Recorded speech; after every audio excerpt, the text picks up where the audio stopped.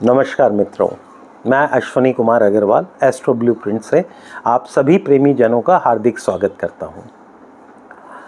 दोस्तों, हम लोग अभी तक करीब 12 वीडियो राहु के और ऊपर बना चुके हैं और आने वाली सीरीज़ में हम राहु के बाद केतु को भी लेंगे। उसके बाद एक एक ग्रहों को करके हम देखेंगे कि उनका सभी भावों में किस तरह से फलित होता है। अभी तक जो हम लोगों ने देखा वो राहु के अष्टम भाव तक हम लोग कवर कर चुके हैं। आज हम बात करते हैं राहु जब नवम भाव में होता है तो कैसा फल देता है। बहुत सारे लोग जो हैं जो मुझसे ये सवाल पूछ रहे हैं कि राहु अकेला जब है आप उस तरह से फलित कर रहे हैं या राहु के साथ कोई ग्रह बैठा हो, कोई देख रहा हो। जैसा कि हम सभी जानते हैं कि ज्योतिष जो है ये परम्यूटेशन एंड कॉम्बिनेशन का रिजल्ट है। किसी एक ग्रह के ऊपर एक भाव में हम लोग जो रिजल्ट बता रहे हैं पूर्णतः वो सत्य नहीं होता। हम अभी तक सिर्फ ये मान के चल रहे हैं कि राहु के अगर सकारात्मक पहलू होंगे तो क्या होंगे और नकारात्मक गुण होंगे तो किस तरह से होंगे, और वो इस तरह से लिया जा रहा है कि अगर राहु के ऊपर शुभ ग्रहों की दृष्टि होगी, शुभ कर्तरी में होगा तो कैसा फल देगा, या शुभ युति में होगा तो कैसा फल देगा, या राहु के ऊपर जब नकारात्मक प्रभाव इस तरह से होंगे कि अशुभ ग्रहों के साथ युति होगी, दृष्टि होगी, या अशुभ पाप कर्तरी में होगा तब कैसा रिजल्ट देगा। कहीं ना कहीं से तो हम लोगों को शुरू करना पड़ेगा या ये मान के चलना पड़ेगा कि राहु जो है अब यहाँ पे सकारात्मक रूप में बैठा है या अपना नकारात्मक पहलू दर्शा रहा है। खैर, आज हम लोग चर्चा करेंगे राहु जब नवम भाव में होगा तो किस तरह के फल देता है। अभी तक राहु का लेके जो मैंने बातें करी हैं, लोगों का कहना था कि आप बहुत ज़्यादा पॉजिटिव एस्ट्रोलॉजी कर रहे हैं और नेगेटिव एस्पेक्ट्स को नहीं बता रहे हैं। मित्रों, ऐसा नहीं है। हम लोग जब पहली सांस लेते हैं धरती पे आने के बाद, उस समय जो ग्रहों की ऊर्जा जो वातावरण में चारों तरफ फैली होती है वो ऊर्जा हमारे अंदर समाती है और वही हमारी जन्मपत्री बनती है। उसके बाद हम अगर अपना जीवन यापन उन ऊर्जाओं के अनुसार करते हैं तो हम जीवन में सफल होते हैं। लेकिन एक हमारे अंदर दुर्बुद्धि या लालच जो है जब बहुत ज़्यादा बढ़ जाता है तो हम अपने हिसाब से ग्रहों की ऊर्जाओं को ना समझते हुए अंधेरे में चलने का प्रयास करते हैं और जिसकी वजह से हम ठोकर खाते हैं। तो हम राहु के अगर नेगेटिव पहलू को समझना चाहें तो राहु डर भी होता है, राहु जुआ खेलने का शौक भी होता है, राहु झूठ बोलना है, राहु जो है वो लंपट है, राहु क्रोधी भी है, राहु वीर भी है। इसीलिए कहते हैं कि जब राहु की बात आती है तो तलवार हाथ में लिए हुए लड़ता हुआ भी ये दिखाई देता है। अब हमको अगर ये कहना हो कि साहब राहु के नेगेटिव पहलुओं पे हम चर्चा कर लें, ठीक है, हम कर सकते हैं, लेकिन असली बात ये रहेगी कि अगर हम राहु को पॉजिटिव बना के और फिर चर्चा करें तो हम अपने लाइफ में, अपने जीवन में सुधार ला सकते हैं। वरना नेगेटिव पहलू तो हैं ही है गिराने के लिए। इसलिए नेगेटिव पहलुओं की मैं ज़्यादा चर्चा नहीं करता हूँ।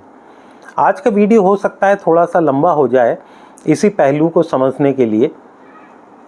राहु जब नवम भाव में होता है तो नवम भाव जो है वो हमारे धर्म का होता है। नवम भाव जो होता है धर्म की स्थापना, नियमों का पालन, समाज के उत्थान के लिए जो जरूरी नियम हैं उनका पालन करना जो होता है वो नवम भाव दिखाता है। नवम भाव हमारी विदेश यात्रा भी कहते हैं, बल्कि मैं इसे कहना चाहूँगा नवम भाव लंबी यात्रा का द्योतक है। तो चूँकि जब हम बहुत दूर की यात्रा करते हैं तो अपने देश से विदेश में चले जाते हैं, इसलिए उसे विदेश यात्रा भी कह दिया गया है। राहु जो है वो पिता का भी हो, नवम भाव जो होता है वो पिता का भी होता है, क्षमा कीजिएगा, नवम भाव जो होता है वो पिता का भी होता है, नवम भाव गुरु का भी होता है। नवम भाव जो होता है वो हमारे भाग्य को भी दर्शाता है। इसीलिए अब जब हम ये देखते हैं कि राहु यहाँ पे बैठ गया तो हमारे पास एक तरीका तो ये है कि हम कह दें कि राहु जो है अशुभ है, अब आपके भाग्य को खराब कर देगा। नवम भाव आपके धर्म को मानने से इनकार करेगा जब राहु यहाँ पे बैठा होगा, क्योंकि अशुभ ग्रह है। तो एक तरीका तो हमारे पास सोचने का ये है। दूसरा हमारे पास ये भी है कि लोग ये कहते हैं कि जैसे गर्गाचार्य हों, भृगु ऋषि हों या चमत्कार चिंतामणि हो, तो हमें विरोधाभास मिलता है जब राहु नवम भाव में टिप्पणी की जाती है।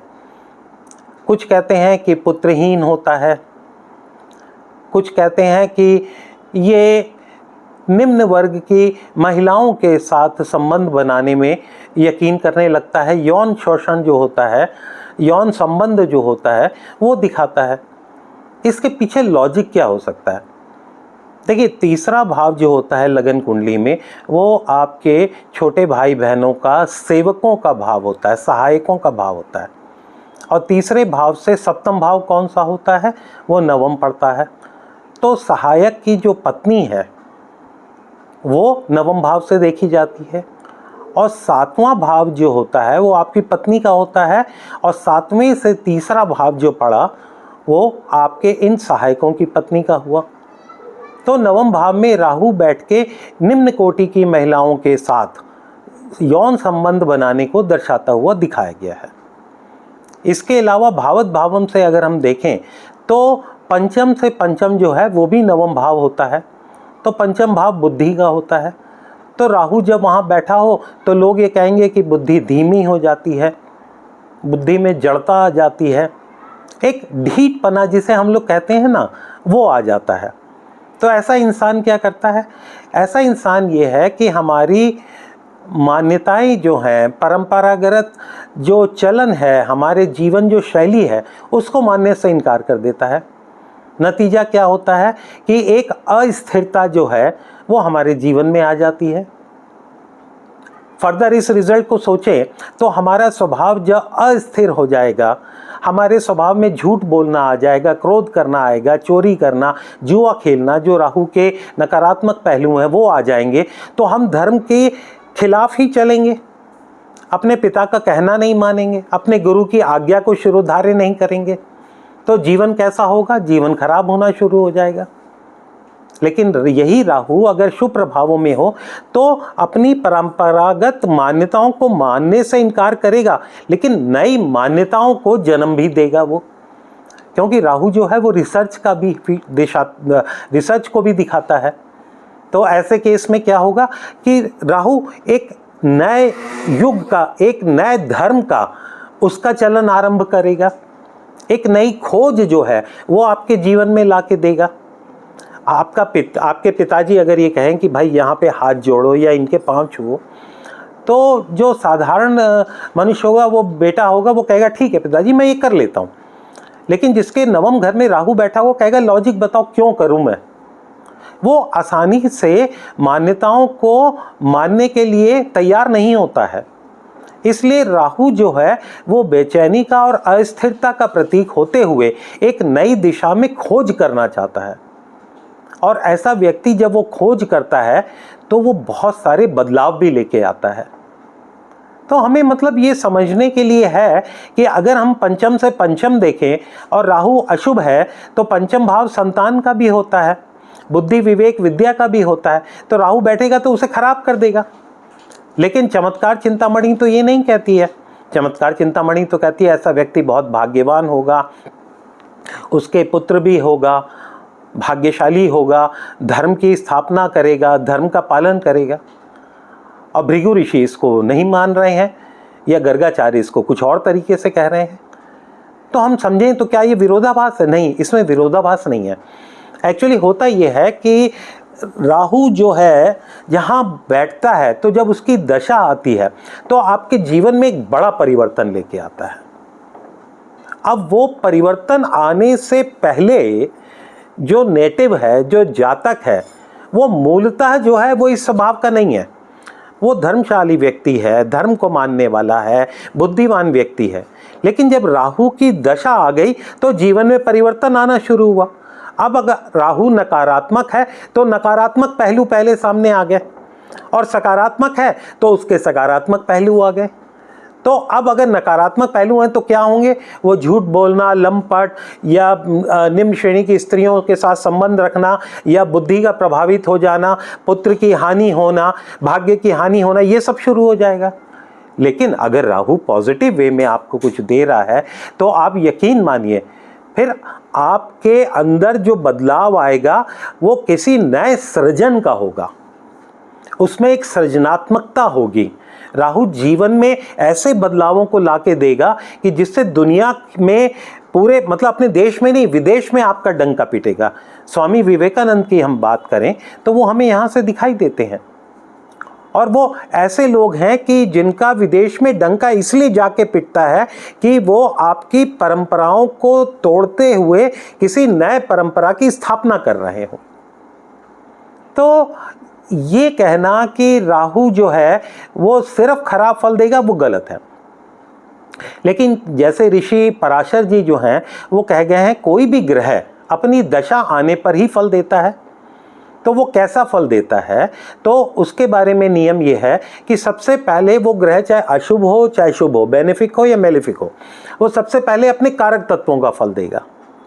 उसके बाद वो जहाँ बैठा हुआ है उसको सोर्स बनाते हुए वो फल देना शुरू करेगा, नवम भाव का वो फल देगा।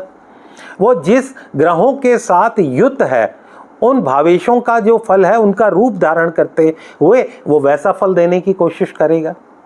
तो राहु जो है इसको चूंकि कोई भी राशि असाइन नहीं है, जबकि कुछ लोग ये मानते हैं कि जो वर्गो राशि होती है वो राहु की अपनी राशि होती है, मूल त्रिकोण राशि इसकी लियो कहलाई जाती है, और ये भी कहा जाता है कि ये एग्जॉल्टेड जो होता है, ये उच्च का जो होता है वो मिथुन राशि में होता है, और डेबिलिटेटेड जो होता है वो सैगिटेरियस अर्थात धनु राशि में भी होता है। लेकिन इस पे अलग अलग मत हैं। लेकिन एक बात बहुत सही है कि राहु अगर कहते हैं कि अगर जिस भाव में बैठता है वहाँ के भावेश का रूप धारण कर लेता है या जिस ग्रह के साथ होता है उसका रूप धारण कर लेता है तो उसके फल भी वो राहु देना शुरू कर देता है। एक और बहुत इंपॉर्टेंट बात यहाँ पे कही गई है कि सकारात्मकता या नकारात्मकता को जांचने के लिए कि राहु अगर त्रिकोण में बैठा हो, किसी केंद्र शासित प्लेनेट के साथ बैठा हो, ग्रह के साथ बैठा हो, यानी कि त्रिकोण में बैठा हो, केंद्र के ग्रह के साथ बैठा हो, तो बहुत अच्छा फल देता है। एक तरह का राजयोग फल आपको जो है योगकारी फल मिलना शुरू होता है। या फिर ये केंद्र में बैठा हो और त्रिकोण के मालिक के साथ बैठा हो तो फल बहुत अच्छा देता है। वैसे ये भी कहा गया है कि राहु जो है वो तीसरे, छठे और 11वें में बहुत अच्छा फल देता है, क्योंकि राहु जो है ऑब्सेशन का, डिप्लोमेसी का, ब्रेकिंग द बैरियर्स या आउट ऑफ बॉक्स थिंकिंग का कारक है। तो जहाँ जीवन में हमें संघर्ष करना पड़ता है, जहाँ पे हमारे चैलेंजेस आते हैं, जहाँ पे हमारे बहुत सारे विघ्न बाधाएं आती हैं, तो उनको डील करने के लिए हमें ऐसे गुणों की आवश्यकता होती है कि हम साहसी बने। तो राहु हमें साहस भी देता है, ये दुस्साहस भी हमें देता है। तो राहु कैसा है इन सब बातों पे निर्भर करता है कि हमारा राहु 9वें भाव में कैसा फल देगा। लेकिन मूलतः एक बात को समझ लीजिए कि राहु जो है वो आपके जीवन शैली में बदलाव ले आएगा जब राहु की दशा होगी या जब गुरु या शनि जो राहु के ऊपर से गोचर करते हुए निकलेंगे। शनि जब राहु के ऊपर से गोचर करेगा तो कुछ बुरे फल भी दे सकता है, क्योंकि शनि खुद भी मेलेफिक प्लैनेट है। लेकिन गुरु जैसा जीव कहा गया है कि गुरु भी जब राहु के ऊपर से जाएगा तो वो अपने हिसाब से फल भी देता है। तो मित्रों, बहुत कुछ व्याख्या और अनेक किताबें लिखी गई हैं राहु केतु के बारे में, और बहुत संक्षेप में समझाना मुश्किल है, लेकिन एक सूक्ष्मता से एक विश्लेषण करने की हम लोग कोशिश कर रहे हैं कि राहु 9वें भाव में कैसा फल दे रहा है। अशुभ है तो पिता से और गुरु से आपको प्रॉब्लम्स देगा, धर्म को मानने से इनकार करेगा, और शुभ है तो पिता और या गुरु की बातों को आसानी से नहीं मानेगा, उसमें लॉजिक ढूंढेगा और फिर उसको स्वीकार करेगा। लेकिन एक बार स्वीकार कर लिया तो बहुत शानदार तरीके से आगे चलेगा। तो मित्रों, आज का हमारा विश्लेषण राहु इन 9th हाउस यहीं पे समाप्त होता है। मैं आशा करता हूं कि आप लोगों को ये वीडियो पसंद आ रहे हैं। अगर आप लोगों को ये वीडियो पसंद आ रहे हैं तो प्लीज़ इन्हें सब्सक्राइब और शेयर ज़रूर करें, और भर भर के आप लोग अपने कमेंट्स दें, अपने विचार रखें। और देखिए, गलती मेरे से अनेक बार होगी, लेकिन आप लोग जो सुधारक बैठे हैं, ज्ञानी जन बैठे हैं, आप लोग अगर बताएंगे तो मैं अपनी गलती को अवश्य सुधारूंगा। मैं इसी के साथ मैं धन्यवाद करता हूं। आपका अपना ज्योतिष मित्र अश्विनी कुमार अग्रवाल, एस्ट्रो ब्लूप्रिंट से।